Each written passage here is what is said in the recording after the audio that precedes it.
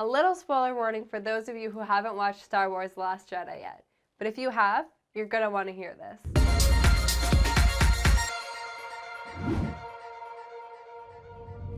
Hey, I'm Abby Gagno from watchJojo, and today we're going to be talking about an interesting Star Wars fan theory that's been circulating around. Is Snoke actually dead? We saw Kylo Ren put a lightsaber through him. He's cut in two. He's not coming back. This theory revolves around his power as a Sith Lord, which, as you may expect, is pretty dang powerful. So here's 4 main points that pertain to this theory. Number 4, astral projection. We see in this movie the awesome power of the Force in ways we haven't seen since the Legends universe. Astral projection. Mind hallucinations across distant planets and star systems. A Force bomb unlike anything. But here's the deal. Snoke is amazingly powerful in the movie. He moves Rey around like a rag doll. He's able to plant false images. He can manipulate the Force to create lightning bombs. Kylo tries to defeat him, but he is woefully unprepared for the power he has, as is Rey when she tries to take his lightsaber from him. We know now that Snoke has been manipulating Kylo since the very beginning, when Luke first saw him confront Kylo and go through his thoughts. This ultimate betrayal could have been a test for Kylo, seeing if he truly could betray his master. After all, if Kylo is a Sith or even a true Darksider, he must betray his master. It is the way of the Sith. Number 3, Kylo is not the supreme leader. Kylo is not a good Darksider or even a Sith. Time and time again, he has failed to defeat his demons. He could not shoot his mother down in this episode, and he barely survived the conflict at Starkiller Base.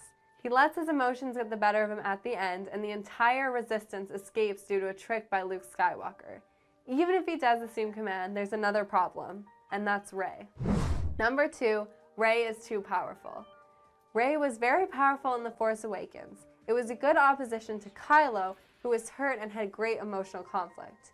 In this entire movie, Kylo, despite his best efforts, and despite the fact he defeated the Supreme Leader, is actually Rey's equal.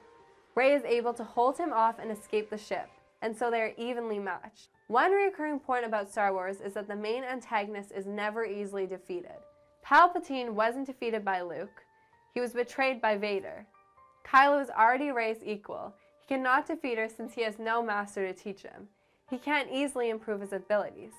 Rey, being the hero, must face a true antagonist at the end of the trilogy. Plus, you have to see the mold that the movies are following.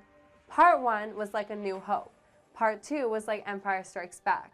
Part 3 must therefore, following the pattern, be like Return of the Jedi.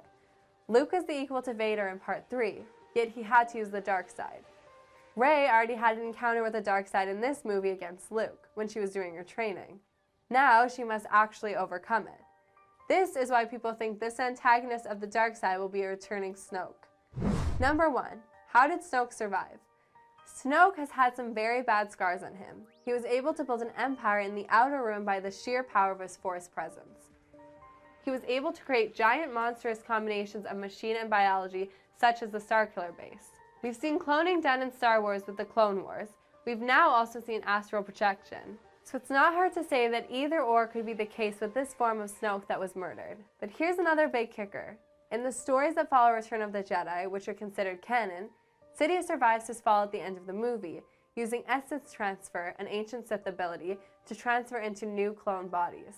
Take this, pair it with the ability of easily attaining a clone, and Snoke has survived.